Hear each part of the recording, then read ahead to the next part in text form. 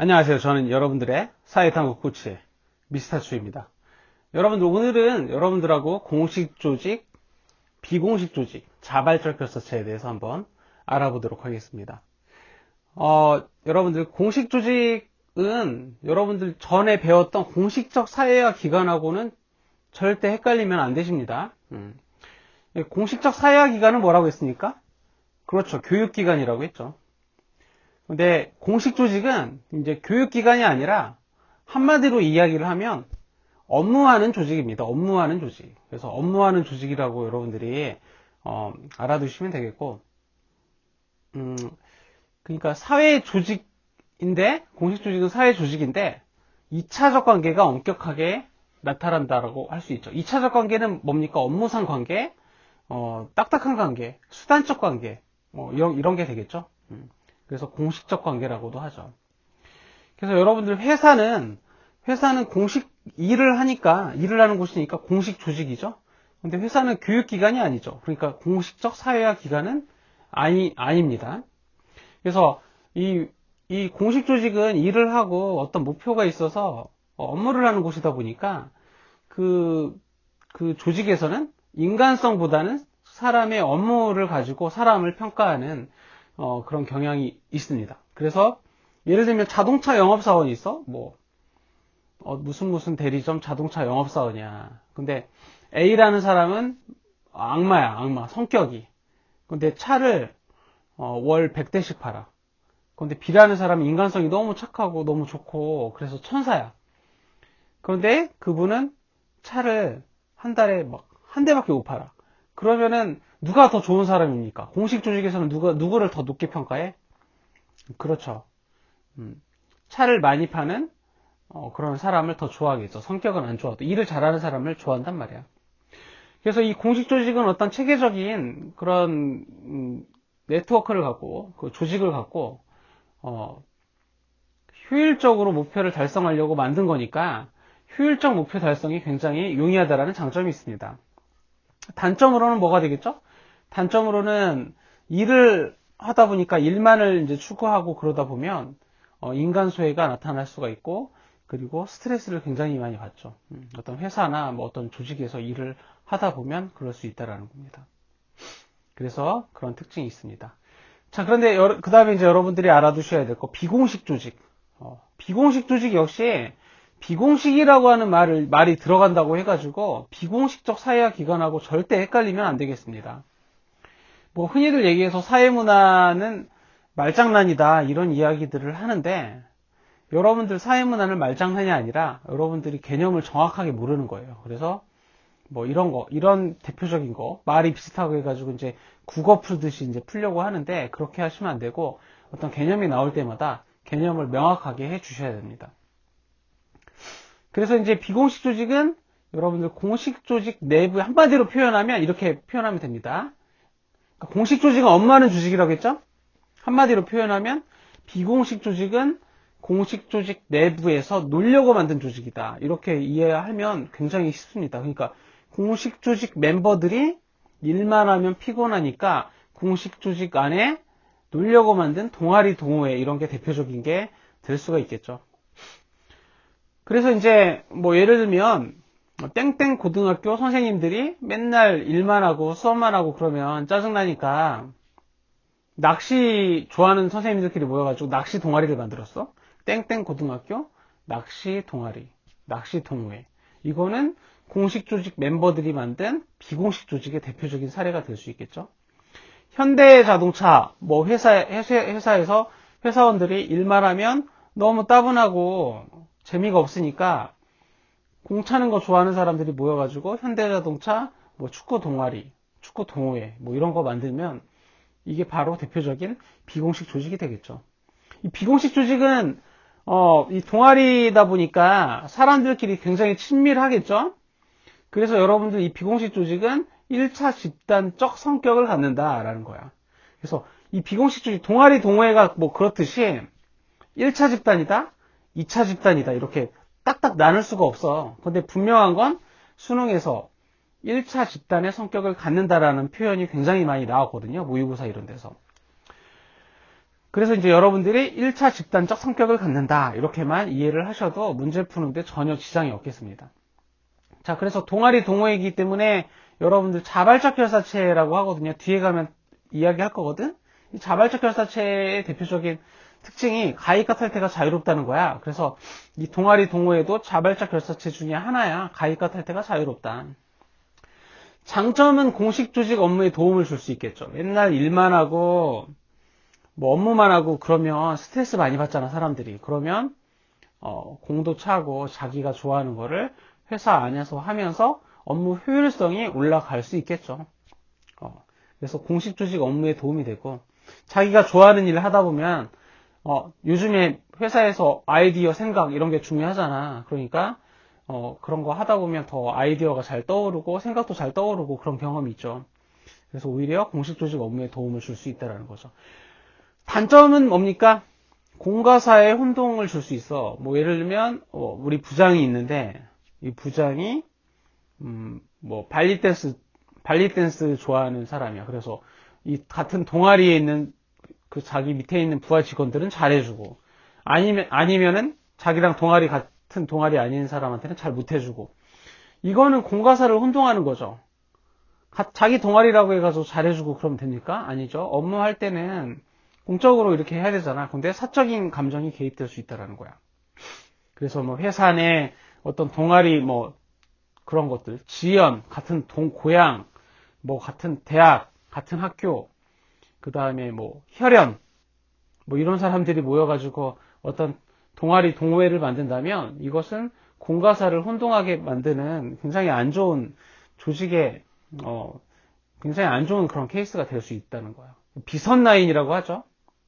비선 라인이 이제 공식적인 절차에 의해서 어떤 일을 처리하고 그렇게 해야 되는데 공식적인 그런 절차에 의해서 이루어지지 않는 그런 행태들, 비선 라인.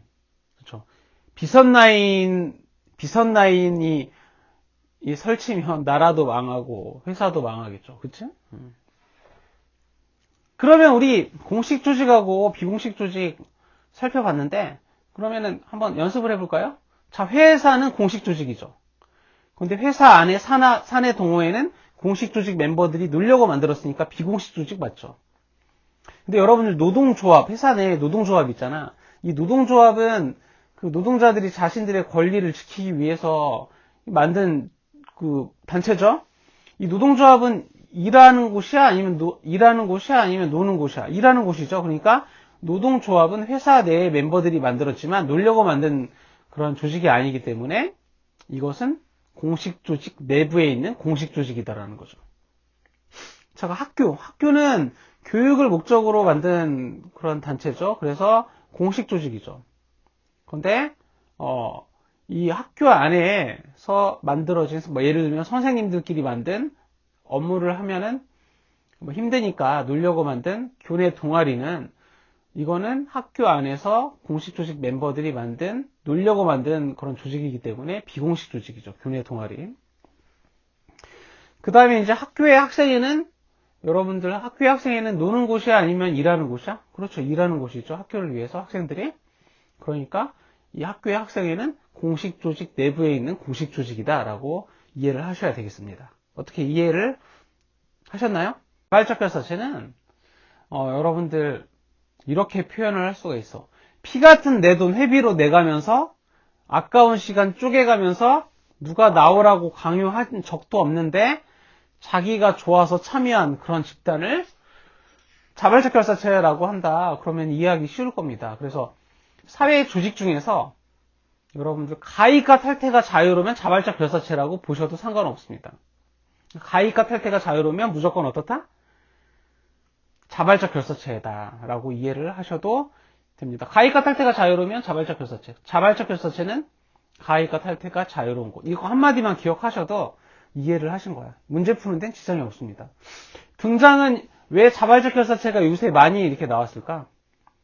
굉장히 많은 취미와 가치관을 공유하는 사람들이 많아졌기 때문이죠. 사회가 다원화되었기 때문에 그래. 현대 사회가 굉장히 다양해지니까 굉장히 다양한 가치관과 취미, 그러한 생각으로 그 생각을 가진 사람들이 자기들끼리 뭉쳐서 뭔가를 하죠.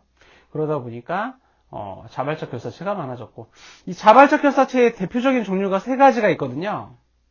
그 세 가지는 친목집단, 공익단체, 이익단체, 이거 세 가지가 있어. 친목집단은 뭐냐? 자기들끼리 친목을 다지기 위해서 만든 거예요. 대표적인 게 학연으로 뭉친 동창회. 그 다음에 이제 혈연으로 뭉친 종친회. 제가 추씨거든요. 추계, 추씨, 종친회 이런 거. 가입과 탈퇴가 자유롭죠, 그렇죠? 지연은 이제 같은 고향 사람들. 그래서 서울 지역의 호남 향후에는 전라도 사람들, 그 다음에 영남 향후에는 경상도 사람들, 충청 향후에는 충청도 사람들이죠. 취미는 같은 취미를 가진 사람, 동호회, 수영 좋아하면 수영 동호회, 그 다음에 고양이 키우는 거 좋아하면 고양이 동호회, 이런 거 들 수 있죠. 이런 것들이 친목 집단의 대표적인 자발적 결사체다. 그러니까 자발적 결사체 중에 친목 집단이고, 그 다음에 이제 공익단체는 공공의 이익을 위한 단체거든요. 대표적인 게 시민단체죠. 그래서 시민단체, 원래 공익은 어디서 추구하는 거야? 공익은 그 정부에서 해주는 거잖아. 근데 그 정부에서 제대로 못 해주니까 시민들이 정부에서 제대로 못하니까 시민들이 나서자 해서 만든 게 시민단체거든요. 그래서 시민들이 공익을 위해서 뭉친 단체, 가입과 탈퇴가 자유로운 거야. 그 어떤 문제에 관심 있는 사람들끼리 만든 단체인데 이걸 시민단체라고 하죠. 이익단체는 뭐냐? 직업상 사익을 추구하는 집단이야. 그러니까 예를 들면 변호사 협회, 변호사들의 그런 직업의 이익을 위해서 만든 협회, 의사들의 이익을 만든 협회, 가수들의 이익을 위해서 만든 협회, 그리고 어떤 회사 내의 노동조합, 이런 게 자기 직업상 사익을 지키고 자기 직업의 권리를 지키고 이러한 것들을 위해서 만든 단체거든요. 그러니까 변호사협회는 변호사들 중에서 가입과 탈퇴가 자유롭죠. 의사협회는 의사들 중에서 가입과 탈퇴가 자유롭고, 그렇게 이해를 하시면 돼. 그래서 대표적인 게 친목집단, 공익단체, 이익단체다. 근데 여러분들 친목집단은 이제 규모가 일반적으로 작으면 친목을 도모하고 그러기 때문에 그냥 순수한 자발적 결사체거든요.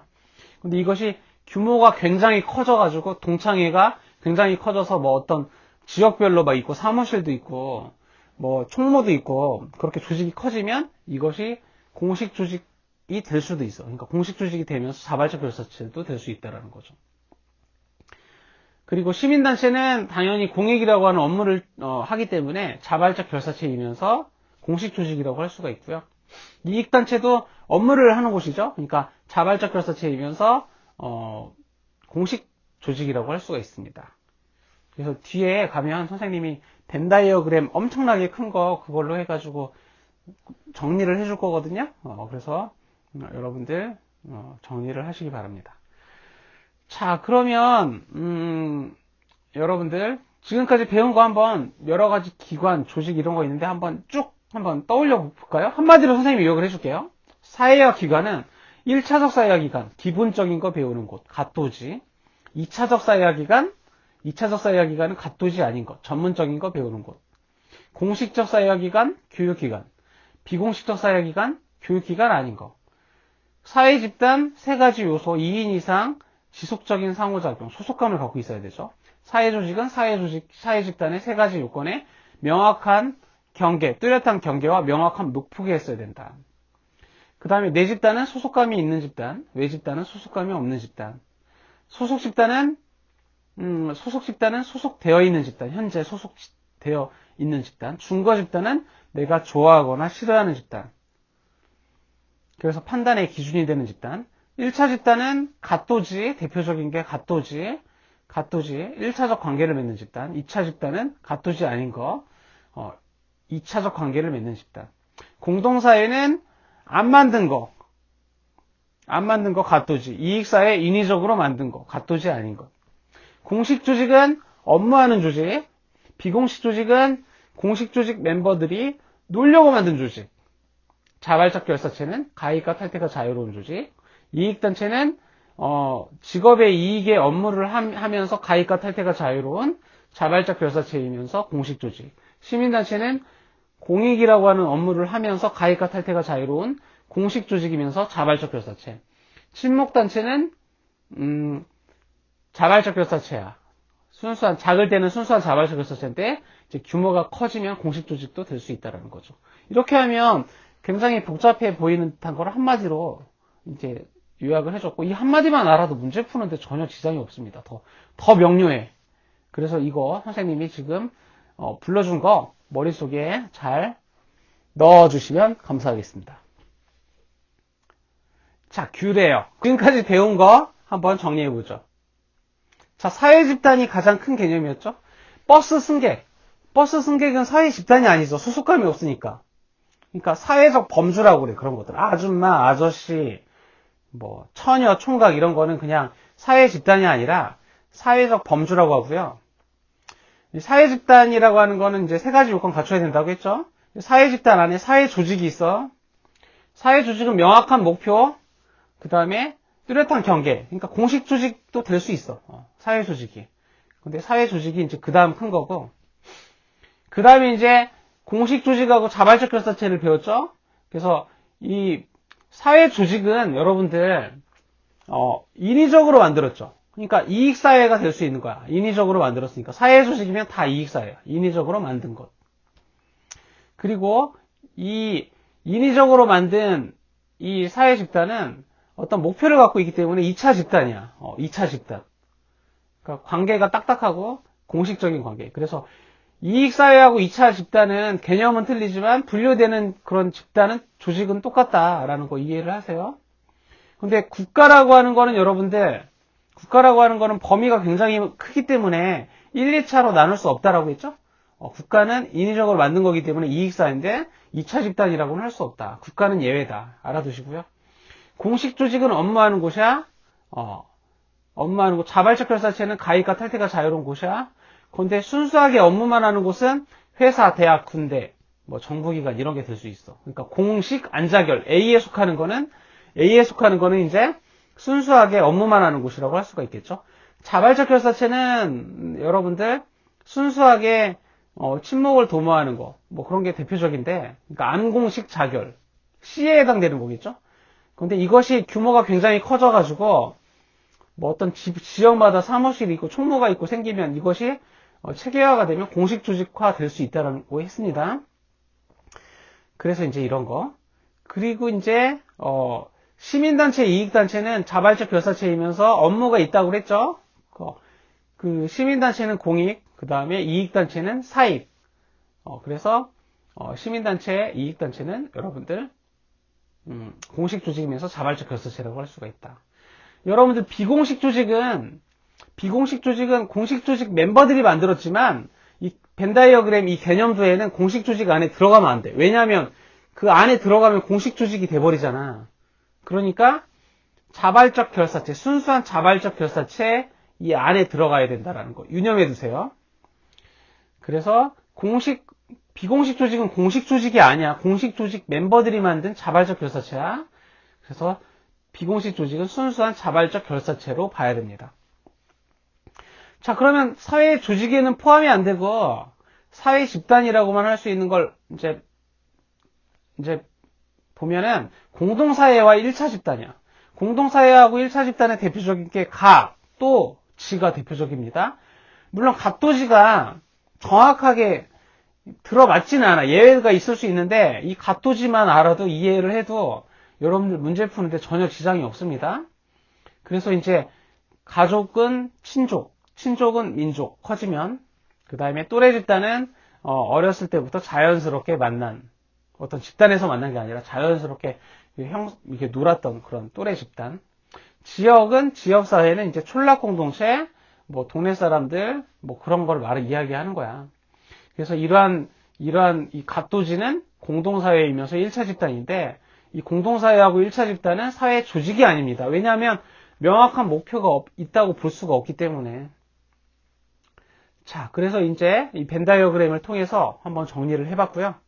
그러면 우리가 배웠던 것 중에 이 벤다이어그램에 안 들어간 그런 개념이 있습니다. 그것은 뭐냐면 내 집단, 외 집단, 소속 집단, 준거 집단 이런 거는 왜 여기 안 들어갔을까요? 안 들어간 이유는 이거는 사람들마다 다 틀린 주관적인 것이기 때문에 이 표의 분류를 할 수가 없습니다. 그래서 이거 여러분들 기억을 하시고 이 벤 다이어그램 여러분들이 안 보고 그릴 수 있을 만큼 연습을 하시고 아까 제가 한마디로 다 간략하게 이제 정의를 내렸잖아. 그거 기억하시면 문제 푸는데 전혀 지장이 없을 것 같습니다. 그럼 선생님이 문제 내는 거 한번 맞춰봐요. 사회 조직이면 사회 집단이다. 맞습니까? 그렇죠. 벤 다이어그램 보면 나와 있죠. 맞고 사회 집단이면 사회 조직이다.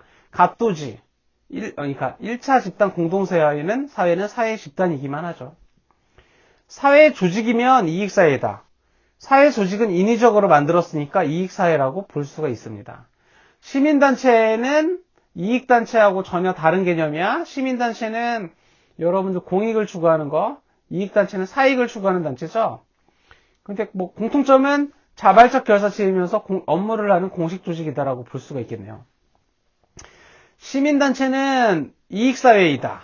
맞죠? 시민단체는 인위적으로 만들었으니까 이익사회라고 볼 수가 있겠네요.